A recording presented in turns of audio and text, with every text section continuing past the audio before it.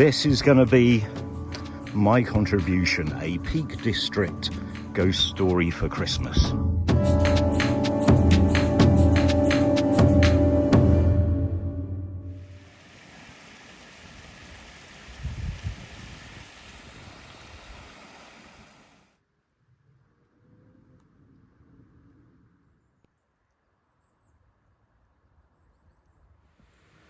Good morning. Well, today there's a hydropower plant here. But once upon a time, there would have been an abbey here, and at least one, possibly two chapels. There's nothing left. Even the oldest maps simply say site of. They don't even mention ruins. But if there were any ruins, they're now under the reservoir. But the names live on. So the other side of the reservoir, there's, I think, Chapel Plantation. Just up here we got Abbey Brook. And there's a few other place names which I can't remember off the top of my head, with Abbey or Chapel in the name in this area.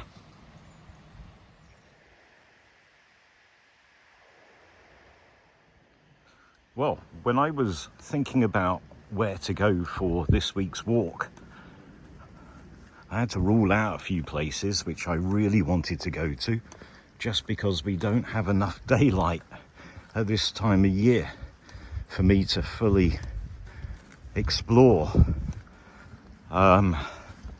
So I realized, all going well, this video will probably be published on the Sunday before Christmas.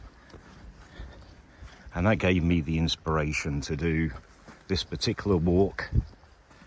You know, there is a strong tradition of Christmas ghost stories. The most famous of which is A Christmas Carol by Charles Dickens, but writers like M.R. James wrote many such stories, and the BBC, since the 1960s, on a semi-regular basis, has put out ghost story adaptations under the title A Ghost Story for Christmas. And I do love a ghost story. So this is going to be my contribution, a Peak District ghost story for Christmas. Not that the weather's particularly seasonal right now. It's actually quite a mild day. We've had some extremely cold weather. We've had snow, but today it's quite mild. I'm actually quite hot. I think the weather's about to change. It's going to rain a lot over the next week or so. But yes, later on this walk, I will be telling you a ghost story. In fact, a couple of kind of related ghost stories. So hang around for that.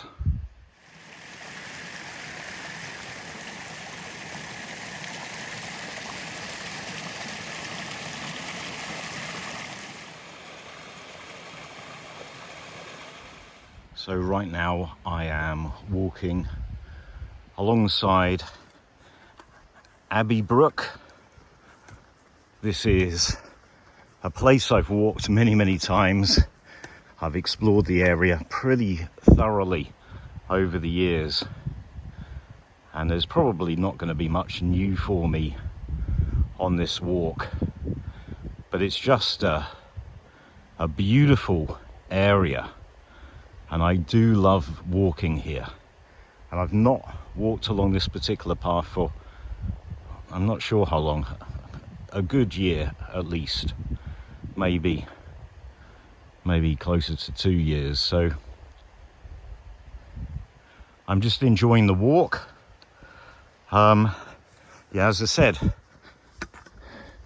about a week and a half ago, we have quite heavy snowfall, and it's been sub-zero up until pretty much up until yesterday when the weather changed. It's been freezing cold temperatures. But we also had Storm Bert, which resulted in heavy rain and it got rid of most of the snow.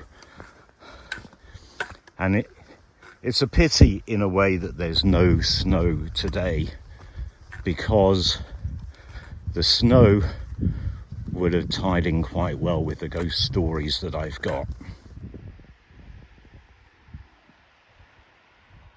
There does seem to be quite a bit of water flowing today, which is good. This is Cogman Clough. I've been here many times over the years, and there is something of interest very close to where I am, so we're just going to go off and have a look at it. I don't think I've featured this in any of my YouTube videos before.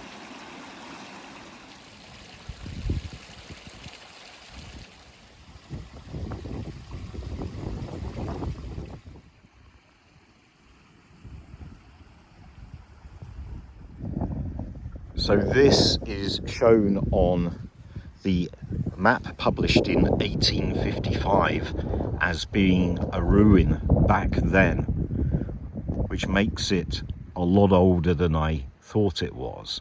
At least it means that the ruin is a lot older than I thought it was. Many shooting cabins were deliberately destroyed in the 1940s, 50s and 60s, and I assumed that this would have been the case for this one as well. But no, it's been a ruin for a very, very long time. And it's quite impressive that so much is left standing still after such a long time.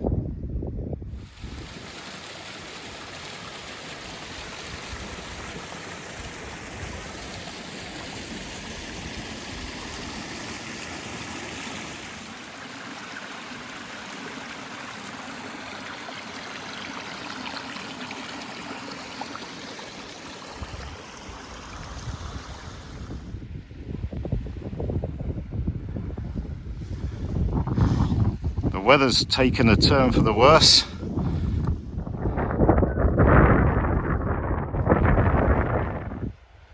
So this is looking over at Gravy Clough, and I have a video on Gravy Clough because there is a ruined shooting cabin on Gravy Clough, which I visited and made a video of. In that video,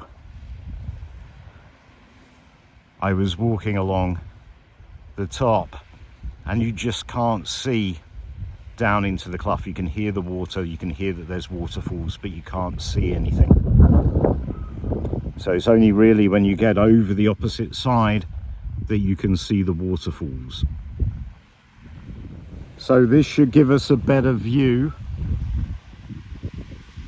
Right there is the ruin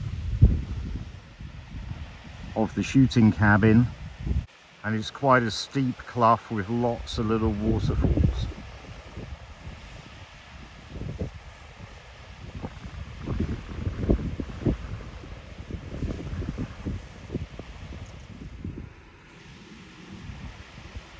So even from where I'm stood now, you can't see all of the waterfalls. There's still some right at the very bottom, which I just can't see from this angle. We're getting towards the middle of Abbey Brook, or Abbey Clough now, and the views are starting to really get very impressive. It's these views that really made me fall in love with this place. So we got Barrister's Tor just up there, and there is a big waterfall just along there, which from this path you really can't see. And even when you're alongside it, you can't see it from the path.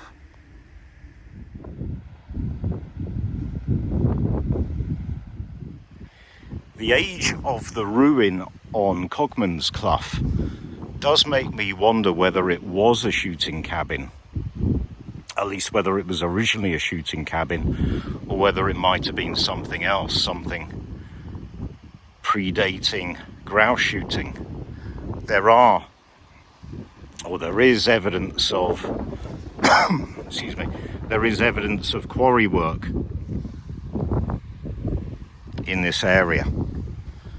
So might it have been a hut for the quarry workers, the stonemasons?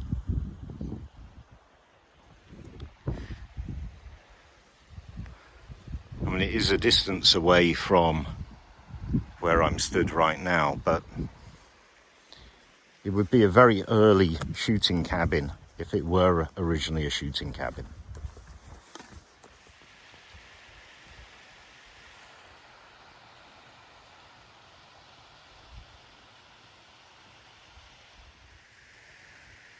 So as I mentioned, there's a fairly big waterfall just the other side of this rock outcrop here. It's not one drop, it's 2 or 3 drops. I have been to it before. It's quite difficult to get down to it, but I have done that. I've got to it from the other side, and I've also gone down to it from this side. You can get glimpses of it if you stand on there as well. So it looks like we've had a bit of a landslip here.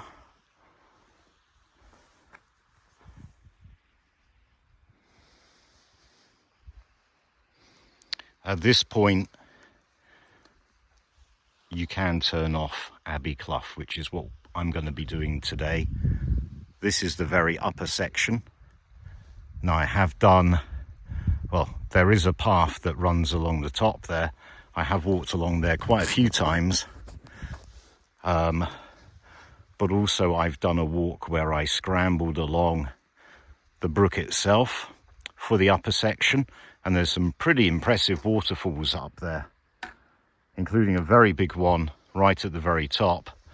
That's actually the earliest video on my channel. It's kind of a precursor video. It's before my channel was even a thing. That video was uploaded to YouTube, and I've just kind of left it there because I like it. But yeah, I'll put a link to it. There we go. So that's looking up the very upper section of Abbey Clough. So I literally scrambled up the brook itself, up over the waterfalls. The most difficult bit of that walk was, I can't remember whether it was the very first, that waterfall there that you can see, or the next one. But getting around that was a little awkward. But it was a really good walk. So many waterfalls. I've just come off the path, and I tell you, it's a lot easier to come off the path at this time of year when all the bracken's dying off. It's so much more difficult in the summer. I do love it here. Now just down there is a little waterfall. I think that's featured in the other video that I mentioned, where I explore up the top of Abbey Brook, Abbey Clough. But I don't think in that video that I tried to get a good look at the waterfall, the big waterfall that's the other side of here. So I might just see if I can see, or what I can see from being on top of there of that mound. But wow, look at this view.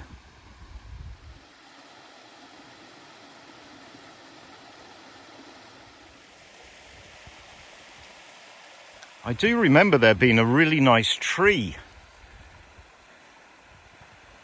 And I can see what's left of a tree there.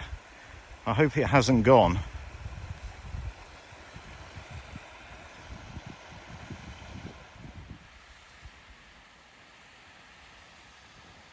So we're directly above the fairly big waterfall right now. It's difficult to see it from up here. In fact, it's difficult to get good views of it wherever you are, even if you're at the bottom, down in the Clough itself, at the bottom of the waterfalls. Even there, it's difficult to see the full waterfall because it's stepped. So you get a very good view of the bottom section of the waterfall, but you can't really see the upper bit. So here we go. Again, it's so much easier at this time of year when the bracken is all dying down. In the summertime, you wouldn't get this view.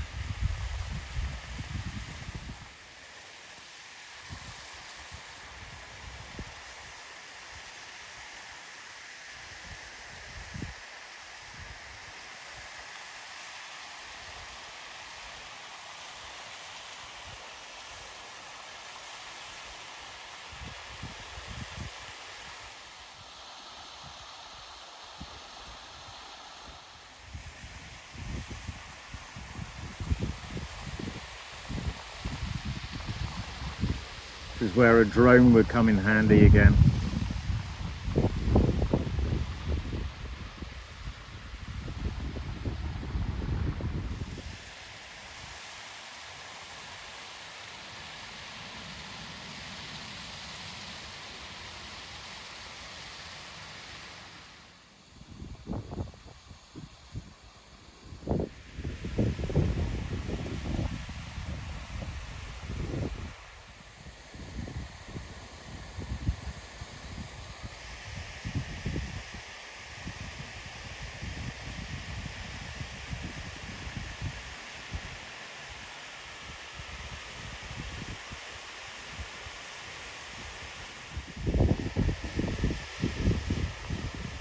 You can just about see the bottom of that waterfall now.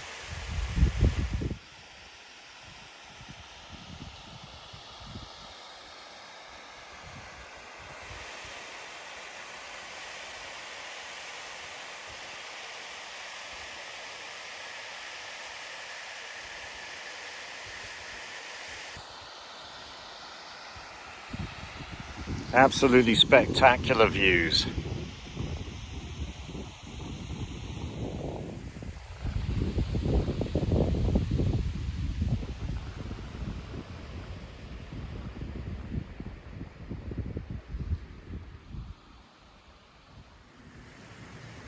So it's a very steep climb down. That's where I was stood on top of that. And now we're at the bottom. Now I have been here before, but the problem with being stood here is you can only really see the lower drop waterfall. And if you try and approach it from the other side, you can only really see this from the top. It's difficult to get beyond that point there by following the brook itself. You can see all this flattened grass is from when there was heavy rain and the brook went over its banks, and there must have been a tremendous amount of water for it to cover this area as well.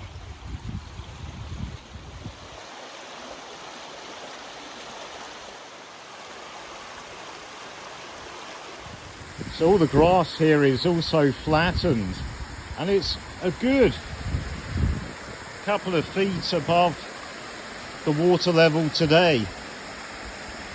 So when all this water was covering this grass, imagine what the waterfall would have looked like on that day.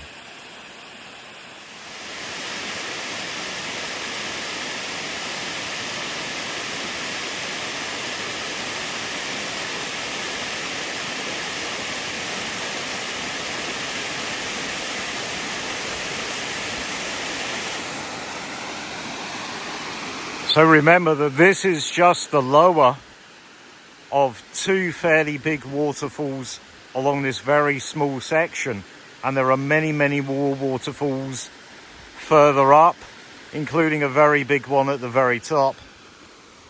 which you can see if you watch that previous walk video that I posted. I think in August last year, I think, is when that got posted.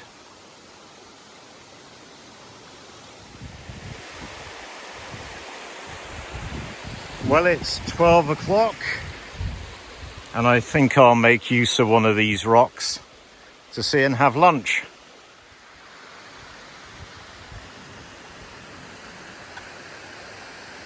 Today's lunch, unfortunately, is a little bit squashed.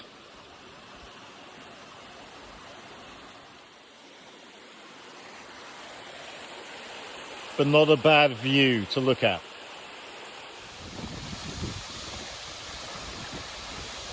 Well, that was quite a nice lunch spot. Sandwiches were tasty despite being squashed. Now let's continue on with the walk. This has been a bit of a distraction on the walk. And I know I haven't got to the ghost story yet, but bear with me on that. Not long now. Yeah, it really does look like that really beautiful tree is no longer standing, unfortunately. It's still an amazing view though.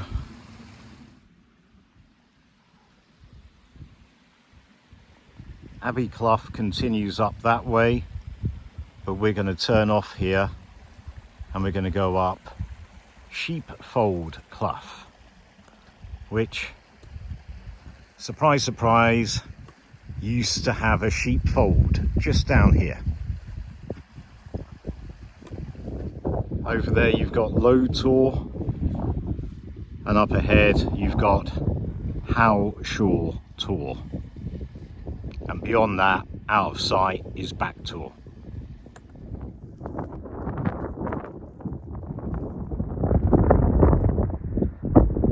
So I've climbed high enough now to start getting some views. And for the first time on the entire walk, I've actually got a phone signal. Okay, so I've just connected an external microphone to my phone to hopefully reduce the wind noise and make it clearer to hear what I'm saying. It's not a new microphone, it's quite old. I've had it many years, but I've not used it in many years, so hopefully it works. Hopefully you can hear me, and hopefully it'll make a bit of difference to the wind noise, which is, you know, the wind has picked up quite a bit. But over there is Howshaw Tor. Over there is Back Tor. But it's this place that I want to talk about today. The story that I'm about to tell you is quite a well-known one. It's quite a well-known story, and it's in many books. But the account that I'm going to be telling you is from this book. Well, I've just listened back, and I think it does make a bit of difference. It does help a little bit, although it's not great. It's not noise cancelling, but it does make it a little easier for you to hear what I'm saying, I think. So the location that I'm pointing my phone at right now is called Lost Lad. And this story, this ghost story, this Peak District ghost story for Christmas, is about a young boy called Abraham Lowe. And he helped his widowed mother to run a small farm on the edge of Derwent village. He looked after the sheep, grazing them on the moors during the summer and bringing them down to the lower pastures when winter closed in. When Abraham was 13, the autumn was wet and cold, and winter began in late October. Soon Derwent was cut off by ice and snow. The poor widow looked out over the landscape and said, "The sheep will have to come down off the hill, lad. They cannot manage in this." Sorry, I can't do the accents. So Abraham and his sheepdog Bob climbed the side of the valley to Derwent Edge and onto the moors to round up the sheep and bring them down to the farm. The moors around the head of the Derwent were covered in deep snow, but the air was cold and clear when Abraham and Bob set out. They found some of the sheep on the high moors and gathered them into a tight flock. But so intent was Abraham on rounding up the remainder of the animals that he didn't notice the weather worsening again. Before he could start to move the flock down into the valley, it began to snow, and thick cloud gathered all around him. He knew all the landmarks, even when they were covered with snow, but the cloud grew so dense he couldn't see them. Trusting Bob to find the way, he sent the dog ahead with the sheep and followed, struggling through the ever-deepening snow and repeatedly falling into peak roughs and the frozen springs. Hours passed and he grew tired, cold and hungry.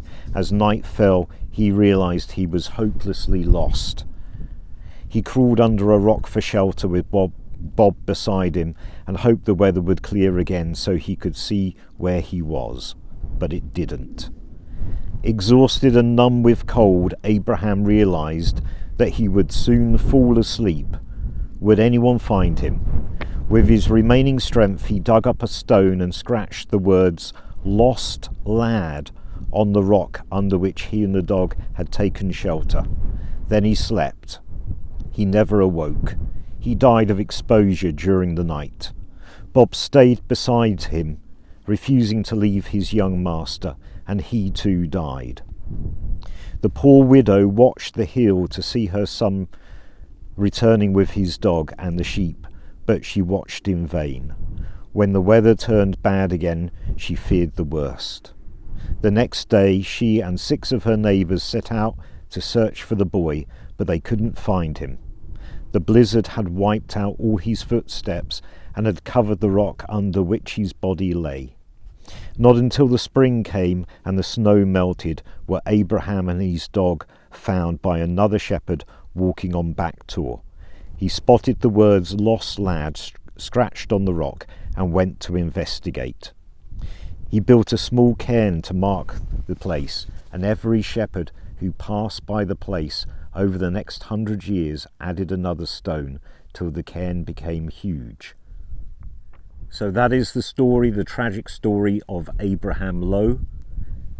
And it is said that some walkers walking here in the snow in the winter time sometimes catch glimpses of a young shepherd boy and his dog, the ghost of Abraham Lowe. Now, there's absolutely no evidence that Abraham Lowe existed, let alone died on what is now known as Lost Lad. What I can tell you is Lost Lad and its cairn of rocks is marked on the oldest maps. But I think what's interesting about this story is that it has a lot of similarities to a very real, very true, tragic story. And that tragic story is about Joseph Tagg and his dog Tip. Joseph Tagg wasn't a boy, he was a grown man, but he went out on the moors not far away from where I am, although I've never been able to find out the exact location where he passed away. He went out and he was caught in the snow and he died. His dog Tagg stayed with him, and his body wasn't found until 3 months later, 3.5 months later. So he went missing on the 12th of December 1853 and was discovered on the 27th of March 1854. And the amazing thing about Joseph Tagg was that his dog Tip didn't die. Tip had stayed with his master for all that time and had survived. Now, this is true. This is a true story, and in fact there is a memorial plaque, a memorial stone to Tip by the side of Derwent Reservoir. I think the similarity between the story of lost lad Abraham Lowe and Joseph Tagg, the similarity between those two stories is very interesting.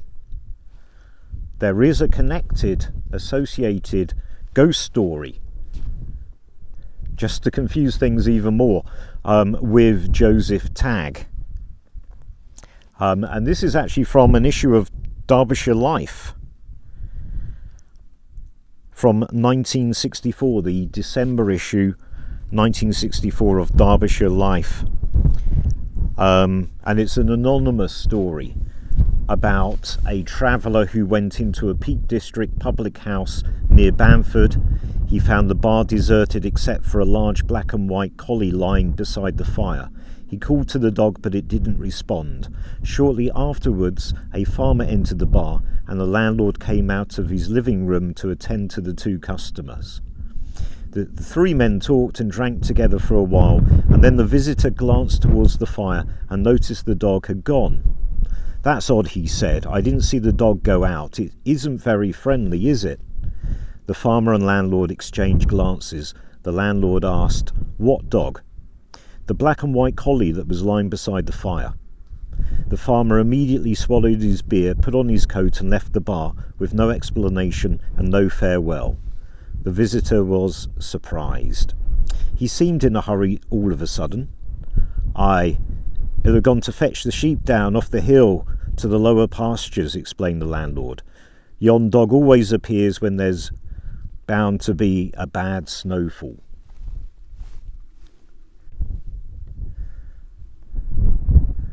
So there we go, some nice ghost stories for Christmas.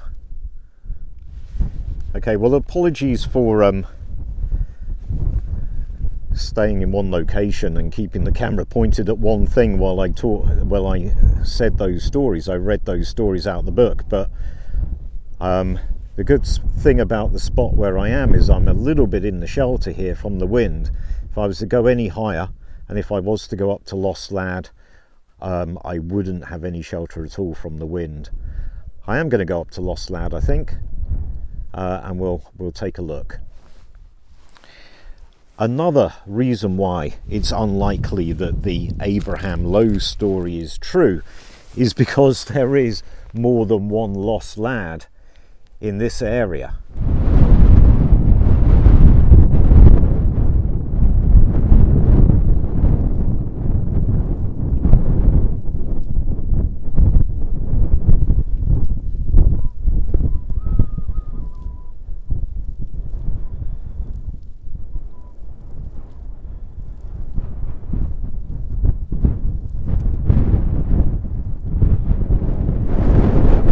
See what I mean about the wind noise? I've still got the microphone plugged in.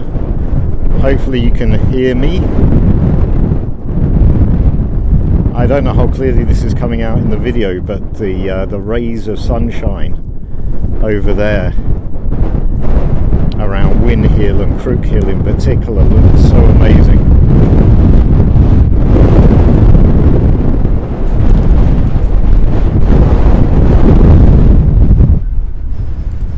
Okay, well, let's go and pay our respects at the supposed final resting place of Abraham Lowe and his dog.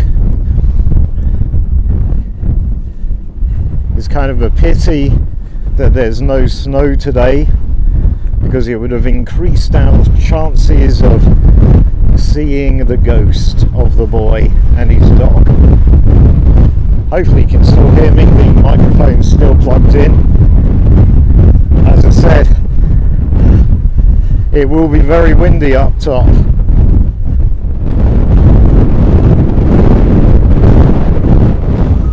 So here we have it, Lost Lad, the cairn of rocks supposedly piled up on the spot where Abraham Lowe lay down to sleep for the final time, with his dog curled up next to him for warmth. I did say it was going to be very windy up here. Hopefully you can hear what I'm saying.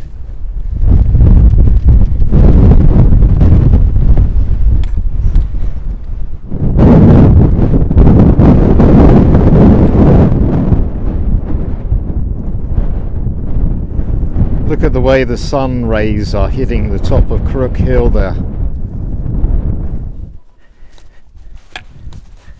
Anyway guys, what's your favourite ghost story? Or ghost story for Christmas? I love M.R. James. And although it's not his best story, the story I probably like the most because it kind of resonates with me the most, and that is a view from a hill. And if you know that story, you'll know why it's my favourite. And if you don't know it, I highly recommend it. There is a BBC adaptation, I think from the 1990s, of it that's pretty good. But it's only a short story, so it won't take you long to read it. Such an iconic view.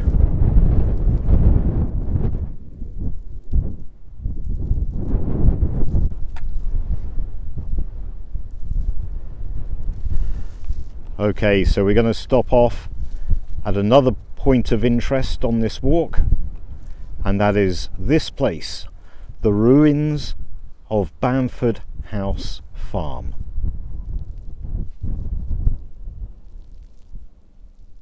So like many other farms in this area around the reservoirs, this was abandoned when the reservoir was built.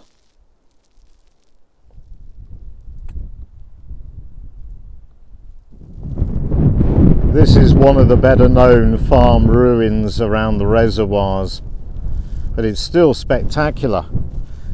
And you'll be surprised, even though the path's quite close to it, you'll be surprised how few people actually come and have a look.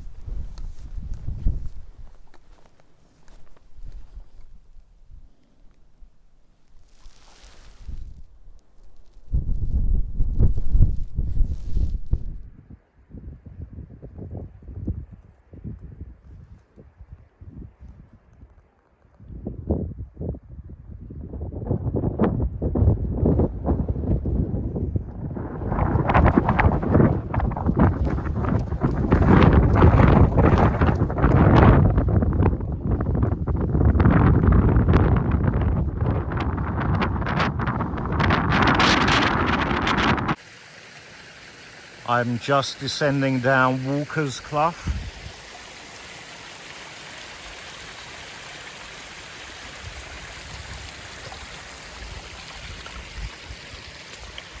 In a minute or two I'm going to be at the reservoir and walking alongside the reservoir, and there'll probably be a few people around.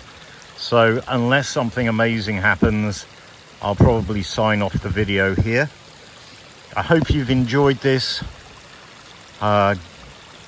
Peak District ghost story for Christmas walk. I've enjoyed it. I love Abbey Brook. It's always great to get back there, and yeah, I quite enjoyed Bamford House Farm ruins as well. I had a sit down on what I suspect was one of the old roof beams, and yeah, just took 5 minutes enjoying it, soaking it in. It's been a fairly short walk today, but it's difficult to find the perfect walk for this time of year because all the walks I want to do are just too long for the amount of daylight there is.